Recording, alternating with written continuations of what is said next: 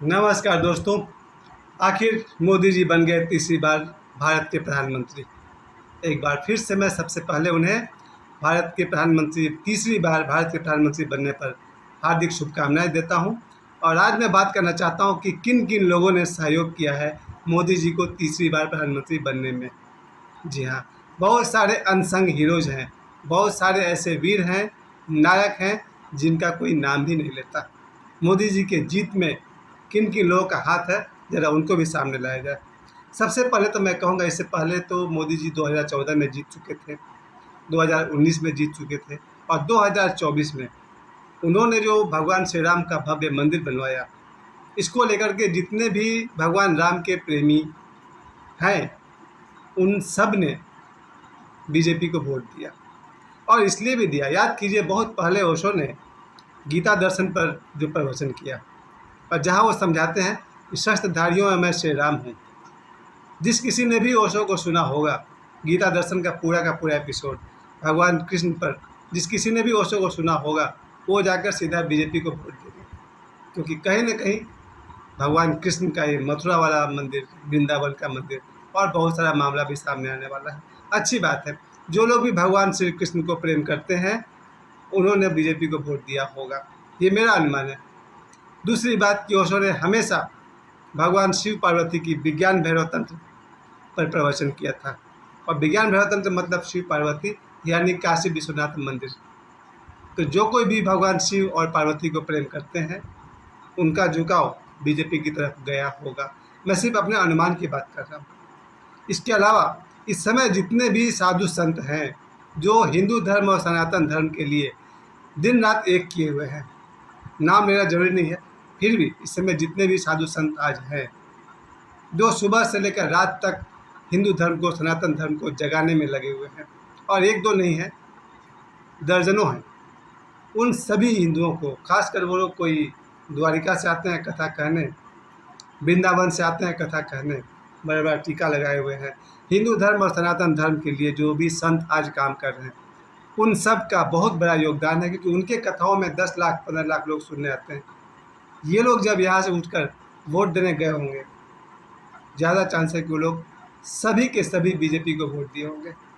क्योंकि जितने भी संत हिंदू धर्म और सनातनी भारत के लिए बात करते हैं उनको साफ साफ दिख गया होगा कि जिन्होंने भगवान श्री राम का मंदिर बनवाया, जिन्होंने काशी विश्वनाथ मंदिर बनाया और आगे भी उनका बहुत सारा ऐसा एजेंडा है, वो सब लोग जो भी कथावाचक के भक्त हैं, कथा सुनने वाले हैं, वो सभी जब वोट देने गए होंगे तो उनका वोट बीजेपी को ज़रूर मिला होगा। और सबसे ज़्यादा मैं जोर देना चाहता हूँ ओशो पर। ओशो का बहुत बड़ा हाथ है, क्योंकि ओशो ने 1970 या 1965 से लोगों को ध्यान सिखाया। और जो लोग भी ध्यान करते हैं वो बीजेपी को वोट देंगे, क्योंकि उन्हें दिखता है कोरोना काल में कैसे मोदी जी ने देश को संभाला, पूरे विश्व को संभाला। और दूसरी बात कि मोदी जी की स्वयं की जो दिनचर्या है वो भी ध्यानियों जैसी है। कहते हैं कि मोदी जी सुबह 3 बजे या 4 बजे जग जाते हैं। जो व्यक्ति सुबह 3-4 बजे जग जाता है वो ध्यानी और योगी है ही। तो जो ध्यानी और योगी होंगे कहीं ना कहीं ओशो से संबंधित है।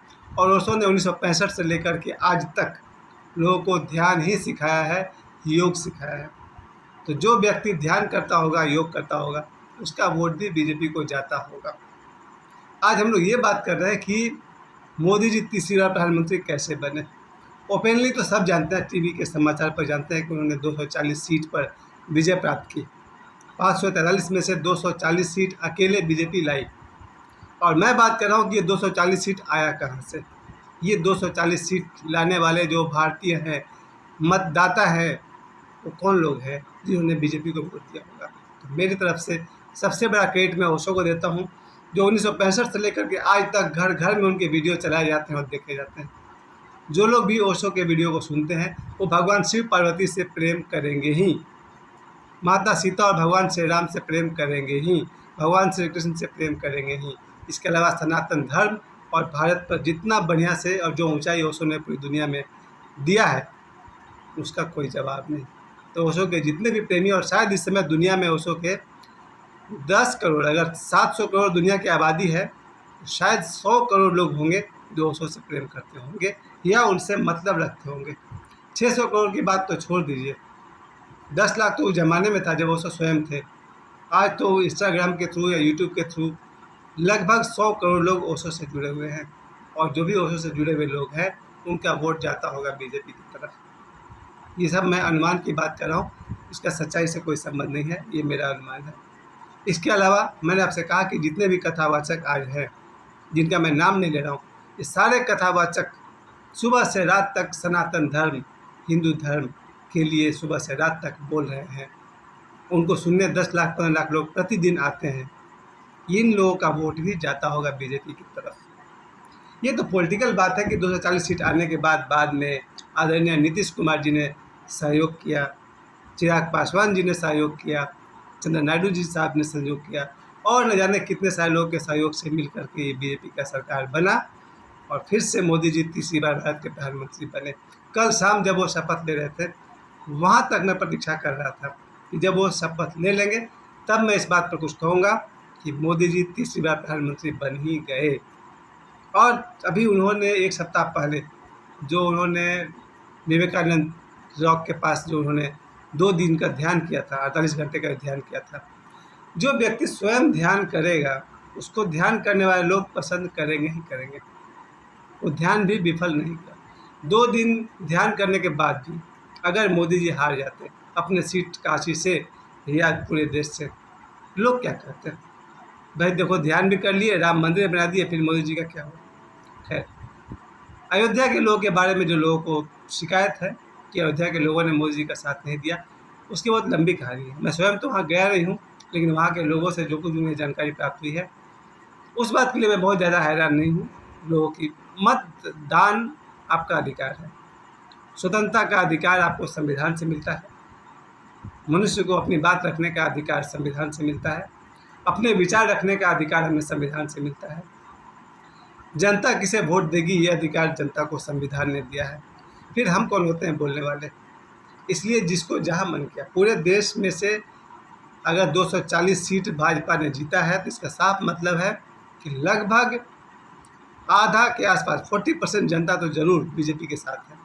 और बाद में जब नीतीश कुमार जी और चिराग पासवान जी और चंद्र नायडू साहब सब लोग मिल करके मोदी जी को तीसरी बार प्रधानमंत्री बनाए, तब मुझे ख्याल आया ये तो स्पष्ट रूप से दिखा कि इन नेताओं ने सहयोग किया, पर इन साधु संतों ने, कथावाचकों ने और ओशो ने और न जाने कितने लाखों हजारों अदृश्य आत्माएं, जो मैं इसलिए बोलता हूँ क्योंकि मैंने ब्लावटस्की की किताब समाधि के शब्दद्वार पढ़ा है। इसके अलावा दुनिया में अगर देखा जाए तो लाखों आत्माएं हैं जो अदृश्य हैं, सिद्ध हैं। जैसे बाबा ईश्वर के पास 46,000 सेनाएं हैं जो सिद्ध हैं, उसी तरह से दुनिया में लाखों सिद्ध हैं।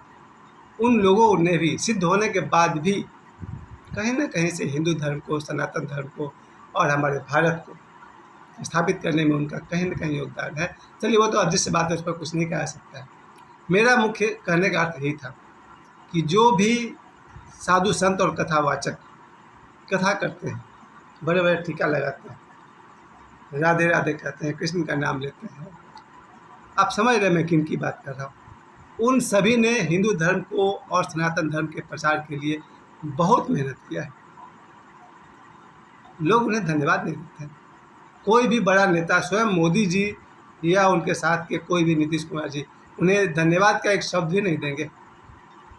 लेकिन मुझे मालूम है, मैं निजी तौर पर कहता हूँ कि जितने भी कथावाचक हैं, जितने भी साधु संत हैं जो रिस्क लेकर के अपने जान खतरे में डाल करके सनातन धर्म और हिंदू धर्म का प्रचार करते हैं, सुबह से लेकर रात तक, कोई राधे राधे कह रहा है, कोई राम राम कह रहा है, अपने अपने ढंग से हिंदू धर्म, सनातन धर्म का प्रचार कर रहे हैं, जिसके कारण हमारे 140 करोड़ लोगों में से 25 करोड़ तो ज़रूर वैसे लोग हैं जो मोबाइल पर उनके प्रवचन को देखते हैं। Face to face 10 lakh 15 lakh लोग प्रतिदिन देखने जाते हैं। यानी कि हमारे देश की 25% जनता को सनातनी और हिंदू बनाया इन कथावाचकों ने। जन्म से तो थे ही वो लोग भारतीय और सनातनी, लेकिन भटक गए थे। भारत में ऐसे ऐसे लोग जन्म लिए हैं जो जन्म से भारतीय हैं, जन्म से सनातनी हैं, जन्म से हिंदू हैं, लेकिन संस्कार से कोई वेस्टर्न हो गया है, कोई कुछ और हो गया है, कोई हो गया, क्या कहें, बहुत कुछ कह सकते हैं, लेकिन नहीं कहूँगा।